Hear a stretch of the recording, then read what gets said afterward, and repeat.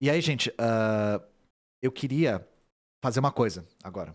Vocês sabem que um dos meus objetivos aqui é armar vocês contra os argumentos reacionários, né? E uma coisa que a gente tem visto, infelizmente, muito nessa campanha é uma ressignificação do que significa o agronegócio no Brasil. Então nós vimos na sabatina do Lula aquela frase extremamente infeliz da Renata Vasconcelos de o agro e o meio ambiente andam juntos, andam de mãos dadas, acho que foi algo assim que ela falou. E eu percebi que muitas pessoas não sabem exatamente contra-argumentar. Não sabem exatamente. Sabem que a frase é esdrúxula, né? A frase não faz o menor sentido, mas não sabe exatamente como contra-argumentar contra essa afirmação dela. Então, como o debate pautou muito os assuntos que a gente está debatendo, para além da gente se informar, porque acontece no dia a dia, é importante a gente estar armado contra esses argumentos reacionários. E eu reparei que esse argumento de o agro é um dos maiores responsáveis por preservar o meio ambiente estava inclusive na boca do NPC do Novo. O NPC do Novo falou: só no Brasil o agro preserva a floresta, só no Brasil o agro tem reserva, blá blá blá. Tudo mentira, tá?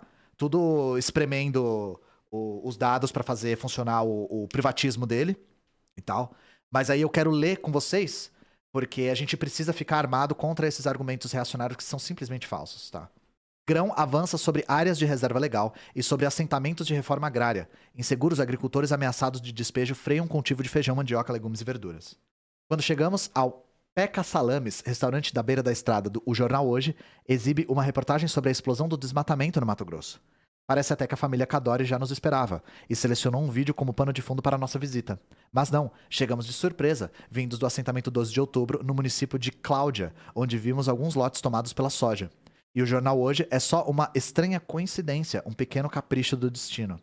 E assim, coincidência peronomútil, porque essas notícias são tão frequentes que a chance de aparecer na TV é enorme, né? Também como capricho do destino, o irmão famoso, Peca, está tirando uma soneca depois do almoço. Então é Jacir Cadore, menos acostumado a entrevistas, quem nos recebe para a breve conversa, que acontece próximo às mesas onde caminhoneiros fazem refeições. Paranaense que migrou para o Mato Grosso na década de 90, desde 2019, Jacir tem um lote na terra 12 de outubro. Quantos hectares tem o sítio? 12 hectares e meio. Com a reserva dá 36 hectares, se não me falha a memória. O 12 de outubro foi oficialmente criado pelo INCRA em 2009. Como estamos na Amazônia, os assentamentos devem preservar 80% da área. Em acordo com o órgão federal, a época de titulação ficou definido que a reserva seria coletiva e não individual. E há quanto tempo você planta soja? A soja aqui faz 5 anos. Jacir não planta apenas em seu lote. Hoje ele produz em 4 ou 5 sítios arrendados de outros assentados, o que já havíamos notado quando visitamos assentamentos. Ele afirma que ainda arrenda uma outra área maior fora do assentamento, totalizando 700 hectares de soja e milho. Só que aqui, para o muito pequeno, não vale a pena plantar soja, não compensa. Por isso que eu tenho mais área lá, porque o maquinário que eu tenho, ele precisa de mais terra. Soja no lugar de comida. Algumas semanas antes de viajar às capitais da soja, havíamos mapeado assentamentos e áreas de agricultura familiar. Imaginávamos encontrá-los ilhados em meio ao mar do agronegócio, mas não. O agronegócio já está dentro dos poucos espaços de produção de alimentos que abastecem Sinop, Sorriso e Cláudia, no chamado Nortão do Mato Grosso. Abre aspas. A ideia era maravilhosa. Eu morar lá no lado do lado do meu irmão. Lembra Calixto Crispim dos Reis. Ele está na cozinha de casa quando chegamos, numa tarde quente de novembro. Os pés de manga estão carregados e ele mostra orgulhoso a horta agroecológica repleta de diversidade. Abre aspas. Temos salada, hortaliças e frutas. As raízes de mandioca, batata, abóbora, quiabo e jiló. Temos graviola, laranja e acerola. E agora, por exemplo, tem muita manga boa pra caramba. Do alto do morro, Calixto aponta para a parte de baixo do assentamento, onde começam os seus problemas. Vivi um bom tempo ao lado de uma lavoura de soja e não conseguia produzir orgânico. Eu mudei pra cá há 6 meses. É então que a fala mansa e a boca de sorriso farto ficam tomados pela tristeza. Toda vez que comenta sobre o veneno, ele olha pra baixo, aperta uma mão contra a outra e dá um suspiro. Veneno, veneno, meu Jesus. Teve um dia que eu cheguei e a Alessandra estava lá no pátio chorando, e o cara passando veneno. Que vontade de não ficar me segurando ali, meu Deus. Eu não sei se é disso que ele tá falando, mas é comum, gente. Pessoas que fazem produções orgânicas de pequena propriedade sofrerem ataques de veneno aéreo. Então os aviões do agro passam jogando veneno nas pequenas plantações, nas pequenas produções, para expulsar essas pessoas de lá. O que é uma coisa muito perversa, porque intoxica as plantações dessas pessoas e intoxica as pessoas.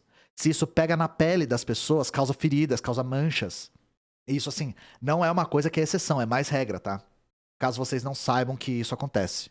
É quando a Alessandra Siqueira da Costa, a companheira de Calixto, aparece na cozinha, abre aspas. Eu sentia muita dor de cabeça. A vez que a gente teve a nenezinha, morava lá embaixo. E aí a gente chegou do hospital. No primeiro dia, praticamente, a gente está lá com ela recém-nascida e o vizinho passando veneno. A gente colocou as crianças no carro e tirou daqui, porque era muito perto da casa. E aí aquela dor de cabeça, uns 3 dias durava e não adiantava tomar remédio. Veneno. A pessoa está envenenada.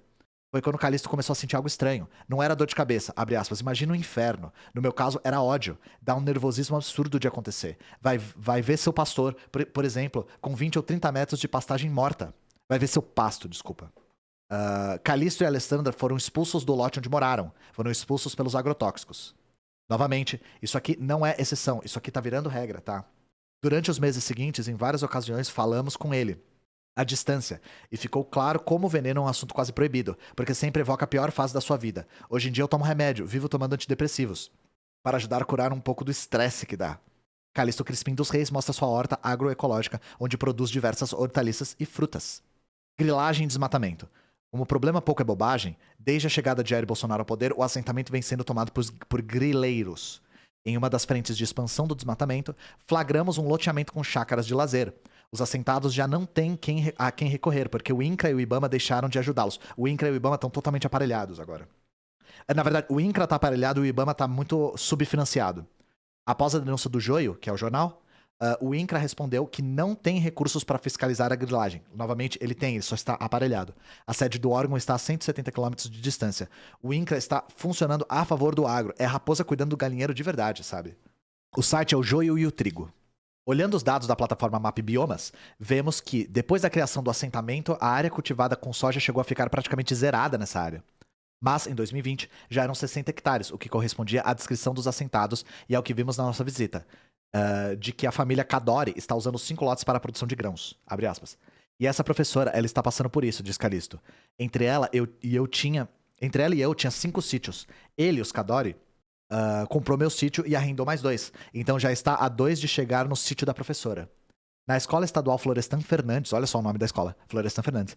Dentro do assentamento conhecemos Cleonice Rocha de Paula, a professora que está passando por isso. Quando as aulas terminam, vamos até a casa dela. As hortaliças hoje, a gente tá com couve, berinjela, tomate, quiabo, cheiro verde, almeirão, várias plantas. Aí a parte frutífera, hoje tá com graviola, maracujá, goiaba, banana, cupuaçu, mamão, castanheira e baru. Ela conta enquanto tentamos dar conta de enxergar tanta coisa em meio à penumbra da chegada da noite. E aqui é a plantação. A vaquinha. O sítio de Cleonice está sendo cercado por plantações de soja. Cleonice vive no assentamento com os filhos, a irmã e os sobrinhos. Ao lado dela, um vizinho usa a área para pecuária. Por incrível que pareça, a pastagem deixa saudade quando a soja chega. A soja afeta a gente em várias questões. Uma é a questão do veneno. Hoje, por exemplo, o rapaz passou veneno às 10 horas da manhã, que já é horário de sol e vento. A gente está num projeto de desenvolvimento sustentável, não é aceitável. A nossa produção visa a produção familiar. A gente se vê ameaçado, ou a gente se adequa a plantar cercado pelo veneno, ou é expulso do sítio, igual alguns companheiros já foram. Então, assim, é uma situação bem complicada. Deserto Verde e Veneno. O 12 de outubro é uma mostra nada grátis do que está acontecendo por todo o Brasil. Onde 1 ano atrás havia o antigo sítio de Alessandra e Calixto, hoje é soja.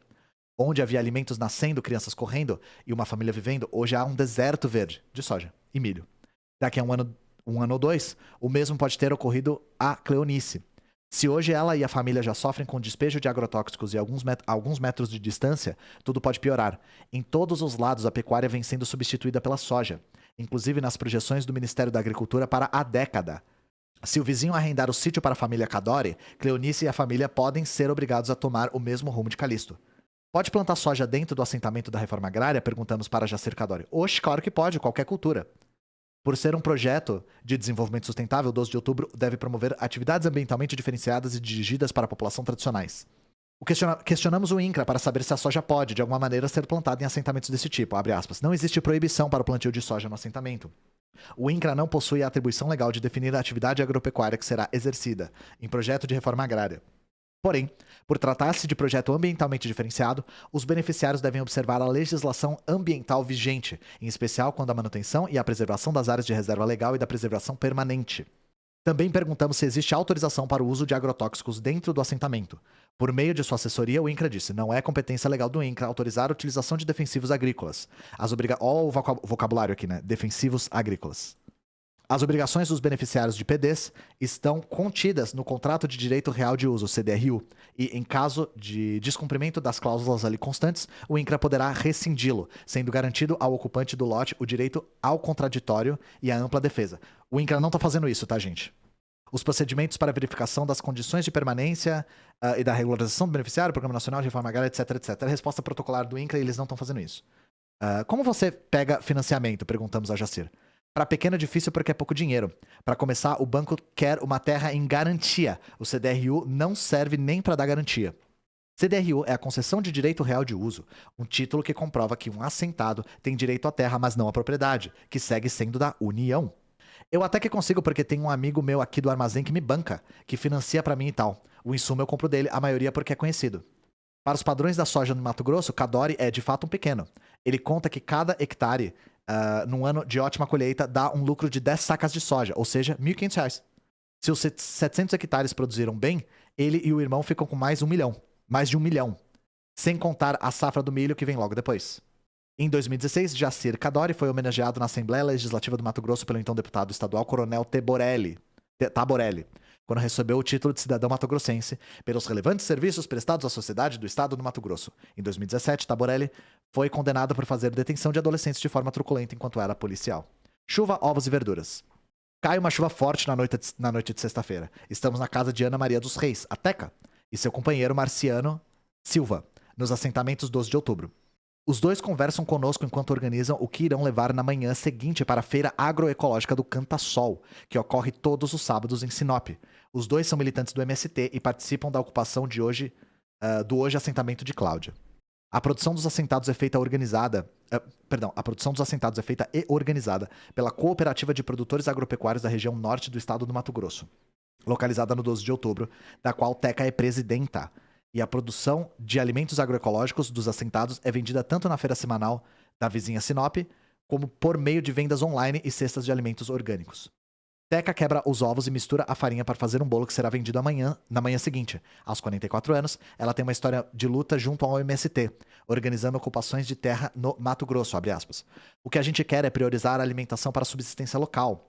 A maior parte da produção que é consumida na nossa região acaba vindo de fora, vem de outros estados e chega aqui com uma qualidade muito ruim.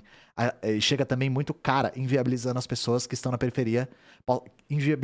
as pessoas que estão na periferia possam consumir produtos que servem para a nutrição humana. No 12 de outubro, os assentados produzem temperos, frutas, hortaliças e raízes. A variedade é grande, tem banana, abacaxi, acerola, limão, laranja, graviola, alface, rúcula, almeirão, repolho, beterraba, cenoura, rabanete, couve, quiabo, cheiro verde, coentro, abóbora, batata, inhame, mandioca e maxixe. Também fazem bolos, bolachas, doces e compotas.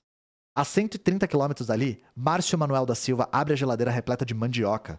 É domingo e no dia seguinte, ele e a companheira Maria Boaventura de Souza Silva, a Sula, entregarão 400 quilos para a alimentação escolar. Enquanto Sinop é a maior cidade da região, Sorriso se orgulha de ser a capital oficial do agronegócio, uma espécie de fortaleza do discurso da supremacia dos migrantes sulistas e de defesa do bolsonarismo. Antes do almoço, Márcio nos leva para uma espécie de tour pelo assentamento Jonas Pinheiro, criado em 99, e é difícil escolher se nos apegamos aos bons ou aos maus momentos. Bem pertinho da casa dele, uma pequena fábrica transforma a mandioca em farinha e dá renda digna a muitos assentados. Logo em frente, famílias expulsas pelo avanço da soja estão debaixo de lona à espera de uma solução para o problema. É um acampamento dentro de um assentamento. Tentamos, sem sucesso, falar com os líderes do acampamento. Em outra área, do Jonas Pinheiro, famílias assoladas pela fome ocuparam terras para tentar produzir comida. O carro circula veloz, durante hectares e mais hectares margeados pela soja. Em 2020, segundo o MAP Biomas, eram 1.600 hectares dentro do Jonas Pinheiro, o aumento de 600 hectares em apenas 2 anos. Os dados também nos permitem entender ainda melhor porque a soja e fome são cada vez mais parte da mesma equação. A área de lavoura temporária encolheu exatamente 600 hectares nesse período. Se antes a produção de alimentos era a maioria no assentamento, agora são a soja e boi. Fica evidente o papel que o assentamento tem na produção de alimentos da região que historicamente nunca produziu. Em Cláudia, onde fica o 12 de outubro, os hectares dedicados ao feijão chegaram a multiplicar por 9 em apenas 5 anos, entre 2008 e 2013.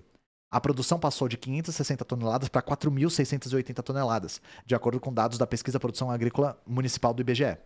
Mas também fica evidente que a produção de alimentos foi um soluço, um pequeno intervalo numa região dominada pelo cultivo voltado à exportação. De 2014 em diante, o feijão vai declinando. Abre aspas. Tem gente que planta soja, mas não sei nem como é que vende, porque o assentamento está embargado, indaga Márcio. A resposta todos sabem.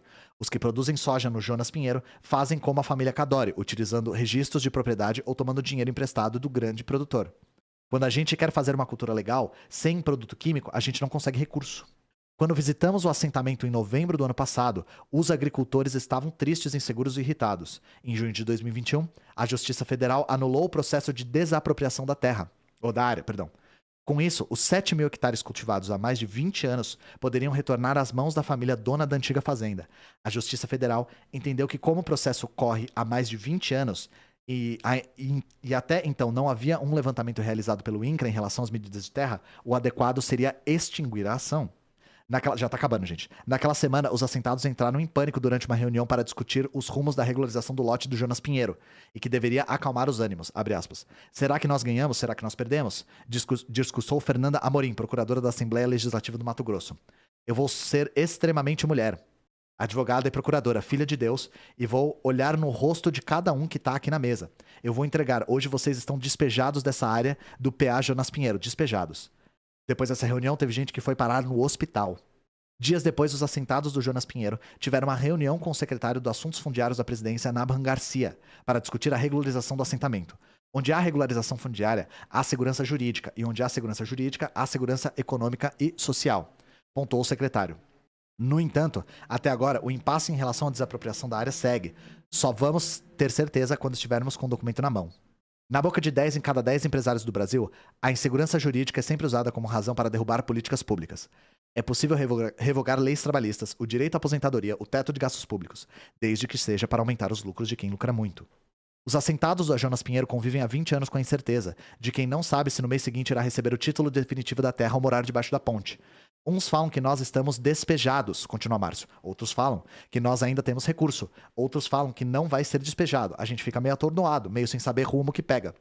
Em fevereiro desse ano, após uma comitiva do Mato Grosso ir a Brasília, a Superintendência Regional do INCRA emitiu uma portaria designando um grupo de trabalho para a realização de estudos da área de delimitação de perímetros dos assentamentos. Procuramos o INCRA por meio da sua assessoria. Procuramos o INCRA, que por meio da sua assessoria disse: a ação de desapropriação da área foi extinta pelo juiz da causa e o INCRA recorreu à decisão. Para solucionar as pendências relacionadas à materialização da localização do imóvel, foi formado o grupo de trabalho conforme a publicação. Sob o calor forte do meio-dia, enquanto tomamos uma cerveja, os olhos de Márcio marejam. A gente fica até com depressão. A gente não tem os esclarecimentos para falar, mas a gente vê o que está acontecendo, a desigualdade. Isso é muito ruim para um país como o nosso. Isso não é justo. Os nossos filhos que nasceram tudo aqui estão indo embora, voltando para a cidade. Em vez de trazer os que estavam na cidade para dar um emprego, não. São os nossos que vão tomar o emprego da outra cidade. São os nossos que vão tomar o emprego dos outros na cidade. Essa retórica não é boa, mas enfim. Depois do almoço, Márcio e Sula nos levam para comer laranja direto do pé e mostram as outras partes da propriedade. Eles se empolgam a falar sobre abelhas. E vai ao forno abandonado, onde, no começo, ao chegar nas terras, o casal tirava o sustento da família produzindo carvão. Não é difícil entender que esses tempos passaram. A vida pode não ser segura, mas não falta nada. E há algum conforto. As pessoas estão passando fome. Eu mesmo podia produzir para doar, entendeu? Continua Márcio. A insegurança jurídica dos agricultores não aparece nos cálculos do PIB, nem na inflação de alimentos, mas tem um papel em ambos. O grande só produz duas coisas, boi e soja. E as outras coisas? Imagina você chegar no mercado e só ter carne e soja para comer. Com a área congelada e a incerteza, os agricultores deixaram de plantar, algo que escutamos em outras cidades do Mato Grosso. Terra que poderia estar produzindo justamente no momento em que o país assolado pela fome mais precisa. Eu acho o seguinte, com toda essa maracutaia que está acontecendo, o pobre e o trabalhador têm de virar bandido. O que vai fazer da vida? Pergunta Márcio. A gente sofreu a vida toda. Quando chegou aqui, não tinha nada, e agora é um assentamento muito rico. E aí a gente é obrigado a sair sem direito a nada? O que você vai pensar? Um cara como eu, com 50 anos, eu tenho diabetes, sou analfabeto, o que vou fazer numa cidade? Eu tenho vergonha de pedir. Nunca pedi nada pra ninguém, tô sempre trabalhando. Enfim, vou confessar que é um artigo um pouco confuso. Ele vai para muitos lugares muito distantes de si, mas tem alguns pontos aqui. Primeiro, a gente pode falar um pouco sobre como o agro e a própria pecuária mesmo tem avançado sobre as terras dos pequenos produtores que produzem o que a gente come, né? E no caso do agro, com a- o lançamento de veneno de aviões em cima das pessoas, das crianças, das hortas das pessoas, né? Pra expulsar as pessoas da Terra.